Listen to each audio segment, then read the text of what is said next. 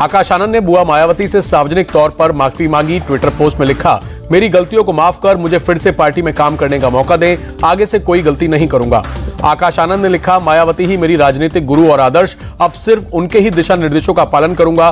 Party हित में किसी नाते रिश्तेदार, खासकर ससुराल वालों को बाधा नहीं बनने दूंगा।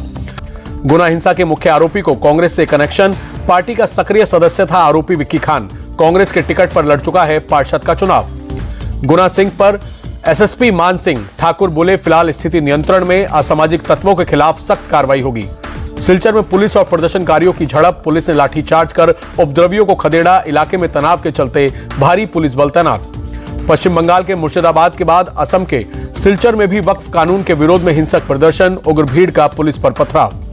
हैदराबाद में वक्फ कानून के विरोध में प्रदर्शन, बड़ी तादाद में मुसलमान सड़कों पर उतरे, कानून वापस न होने तक प्रदर्शन की धमकी। ममता सरकार के खिलाफ कोलकाता में बीजेपी का हल्ला बोल, राज्य में हिंसा और एसएससी शिक्षकों की नियुक्ति रद्द होने के विरोध में प्रदर्शन।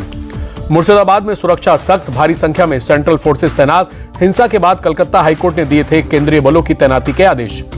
मुर्शिदाबाद हिंसा के आरोपियों की धरपकड़ जारी, पुलिस ने अब तक 150 आरोपियों को गिरफ्तार किया। मुर्शिदाबाद हिंसा पर जंगीरपुर के एसपी बोले, हालात पहले से बेहतर, लोग अफवाहों पर ध्यान न दें, कई लोगों की गिरफ्तारी हुई है, बाकी के उपद्रवी भी जल्दी पकड़े जाएंगे। ममता सरकार के मंत्री फिरहाद हकीम बोले, हिंसा कहीं भी हो उस पर राजनीति ठीक नहीं, इस घटना में हिंदू और मुसलमान दोनों को नुकसान हुआ, हमें अपनी पुलिस पर भरोसा।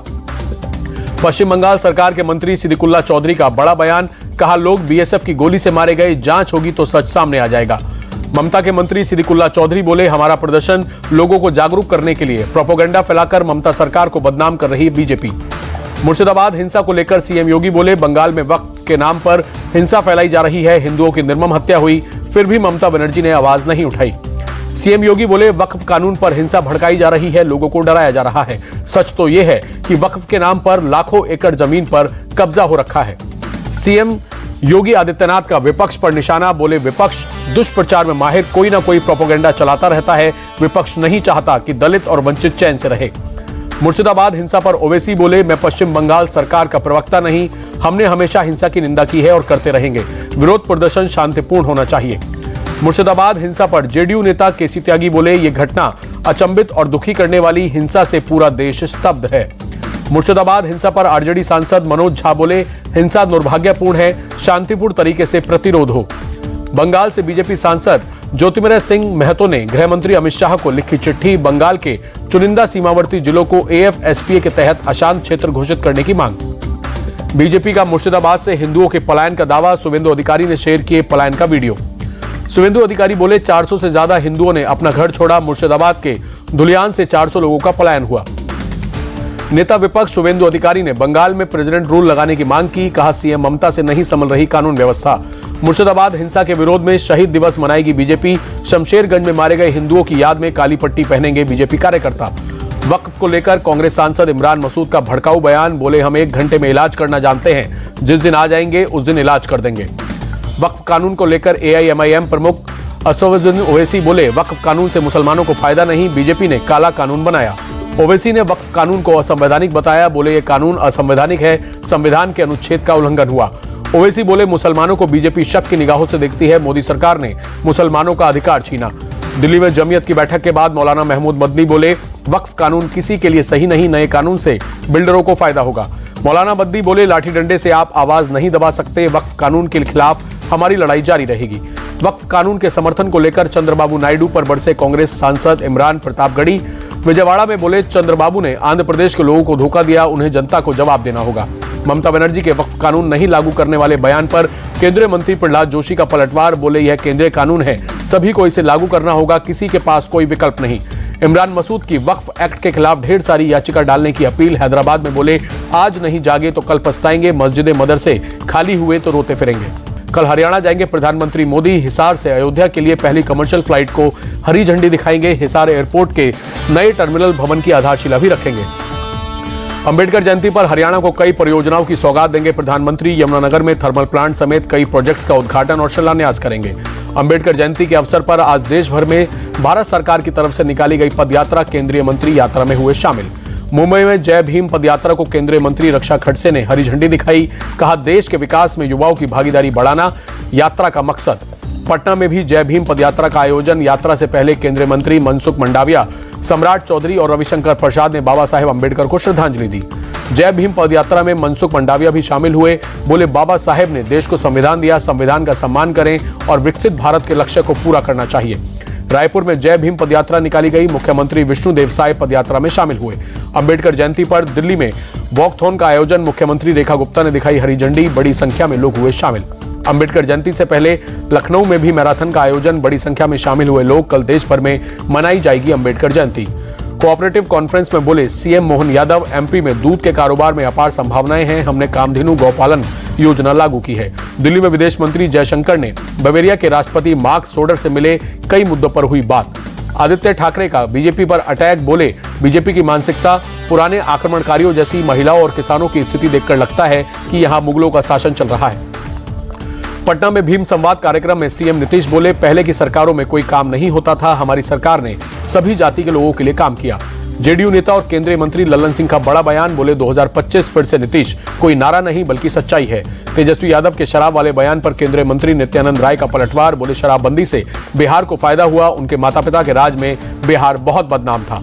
24 अप्रैल को पीएम मोदी के मधुबनी दौरे पर बोले, पूर्णिया से सांसद पप्पू यादव, बिहार को स्पेशल पैकेट और बंद फैक्ट्रियों को खुलवाने की जरूरत है, पीएम इस पर ध्यान दें। पीएम मोदी से पप्पू यादव का सवाल, बिहार में बंद पड़ी 3 चीनी मिल्स कब खुलेंगी, पीएम हमारी समस्याओं को दूर करें। 1 मई से आम आदमी पार्टी गुजरात में परिवर्तन यात्रा लॉन्च करेगी। पार्टी इंचार्ज गोपाल राय बोले, स्थानीय निकाय चुनाव में सभी सीटों पर चुनाव लड़ेंगे। गुजरात की सभी 26 लोकसभा सीटों और 182 विधानसभा सीटों पर आम आदमी पार्टी प्रतिनिधि नियुक्त करेगी। गोपाल राय का बयान। आप नेता सौरभ भारद्वाज का बीजेपी पर अटैक। कहा, इन्होंने संविधान का मजाक बनाया, पर्ची निकालकर सीएम के नाम का चुनाव होता है। सौरभ भारद्वाज का सीएम रेखा पर बड़ा आरोप। कहा, उनके पति ले रहे हैं अधिकारियों की मीटिंग, इन्होंने अपने पद की गरिमा से खिलवाड़ किया। पटना में कांग्रेस नेता कन्हैया कुमार के खिलाफ एफआईआर दर्ज। पीएम मोदी और आरएसएस पर की थी आपत्तिजनक टिप्पणी। पंजाब पुलिस की काउंटर इंटेलिजेंस टीम कांग्रेस नेता प्रताप सिंह बाजवा के घर पहुंची। 50 बम वाले बयान को लेकर पूछताछ। बाजवा का पंजाब में बाहर से 50 बम आने का दावा। बोले, 18 बम फट चुके हैं, 30-32 बम अभी इस्तेमाल किए जाने हैं। काउंटर इंटेलिजेंस के साथ पूरा सहयोग करूंगा। बाजवा के बयान पर सीएम भगवत मान का बयान। बोले, क्या आतंकियों ने पाकिस्तान से उन्हें फोन कर बम की सूचना दी? पंजाब पुलिस को वो अपने सूत्र बताएं। वाराणसी में सपा नेता हरीश मिश्रा पर जानलेवा हमला। राणा सांगा पर रामजी लाल के बयान से नाराज था हमलावर, पुलिस ने केस दर्ज किया।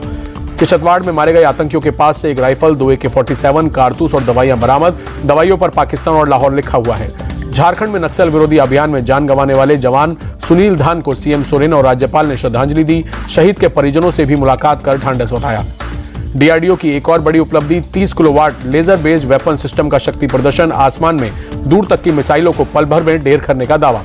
दिल्ली में 15 साल से ज्यादा पुरानी गाड़ियों के लिए नई नो फ्यूल पॉलिसी जल्द लागू होगी। कई पेट्रोल पंप पर जांच के लिए लगाए गए कैमरे।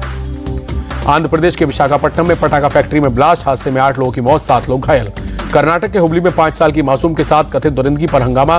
गुस्साए लोगों ने थाने का घेराव किया। आरोपी ठेकेदार की गिरफ्तारी की मांग की। केंद्रीय मंत्री प्रहलाद जोशी का कांग्रेस सरकार पर अटैक। कहा, कर्नाटक में कानून व्यवस्था पूरी तरह खराब हो चुकी है। आरोपी की गिरफ्तारी के लिए पुलिस का सख्त एक्शन। मामले की जांच के लिए स्पेशल कमेटी का गठन। मुंबई में नाबालिग बच्ची के साथ रेप और हत्या के आरोपी ने की आत्महत्या। नवी मुंबई के तलौजा जेल में फांसी लगाकर खुदकुशी की। हिमाचल के मंडी शहर के पास सड़क हादसा। पर्यटकों से भरी बस पलटी, 31 यात्री घायल, 2 की हालत गंभीर। छत्तीसगढ़ के कोरबा में बड़ा हादसा। सवारी से भरी पिकअप वैन नहर में गिरी, 5 लोग लापता। गाजियाबाद के साहिबाबाद के एक गोदाम में भीषण आग, लाखों का सामान जलकर खाक। कड़ी मशक्कत के बाद आग पर काबू पाया। बैसाखी पर्व अमृतसर में भी उमड़ी भीड़। बड़ी संख्या में श्री हरमिंदर साहिब गुरुद्वारे पहुंचे श्रद्धालु। प्रार्थना कर लोगों ने सुख समृद्धि की कामना की। उत्तराखंड में भी बैसाखी पर्व की धूम। हरिद्वार में हर की पौड़ी पर उमड़ा जनसैलाब। बड़ी संख्या में लोगों ने पवित्र स्नान कर की पूजा अर्चना। रूपनगर के आनंदपुर साहिब गुरुद्वारे में श्रद्धालुओं की भीड़। बैसाखी के अवसर पर भक्तों ने मत्था टेका। जलियांवाला बाग हत्याकांड की बरसी आज। प्रधानमंत्री मोदी ने ट्वीट कर हत्याकांड में शहीद हुए लोगों को श्रद्धांजलि दी। जलियांवाला बाग हत्याकांड की बरसी पर राहुल गांधी ने शहीदों को श्रद्धांजलि दी। ट्वीट कर लिखा, हत्याकांड में शहीद हुए वीर बलिदानियों को विनम्र श्रद्धांजलि। अयोध्या में रन फॉर राम मैराथन का आयोजन। बड़ी संख्या में लोग हुए शामिल। टॉप 10 कंपनियों में से 5 की मार्केट वैल्यू 84,559 करोड़ हुई। इस हफ्ते Hindustan Unilever limited top gainer रही। कच्चा तेल 4 साल के निचले स्तर पर पहुंचा। $65.41 प्रति बैरल की कीमत। फिर भी पिछले 1 साल से पेट्रोल डीजल की कीमतों में कोई कटौती नहीं।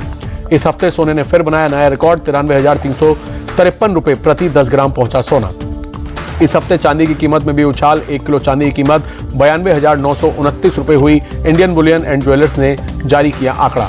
एसबीआई ने एफडी की ब्याज दरों में कटौती का किया ऐलान। अब 1 साल की एफडी कराने पर 6.70% ब्याज मिलेगा।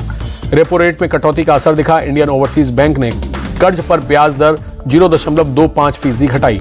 बीमा क्षेत्र की निगरानी रखने वाली संस्था इडा ने फ्लिपकार्ट पर लगाया 1.06 करोड़ का जुर्माना। बीमा नियमों का उल्लंघन करने का आरोप। ओपनआई का चैटबॉट चैट जीपीटी बना सबसे ज्यादा डाउनलोड होने वाला ऐप। गिबली टूल ने बढ़ाई लोकप्रियता। सेबी चीफ तुहिन कांत पांडे ने इंडियन मार्केट्स को सेफ और स्ट्रांग बताया। कहा भारतीय बाजार सुरक्षित और मजबूत, बाजारों के फंडामेंटल्स भी मजबूत। भारतीय सेमीकंडक्टर उद्योग का राजस्व 2030 तक बढ़कर होगा 108 अरब डॉलर। ऑटो पार्ट्स उत्पादन भी बढ़ेगा, यूबीएस की रिपोर्ट में दावा। 17 अप्रैल को 40,000 करोड़ के सरकारी बॉन्ड खरीदेगा आरबीआई। बाजार में लिक्विडिटी बढ़ाना होगा उद्देश्य।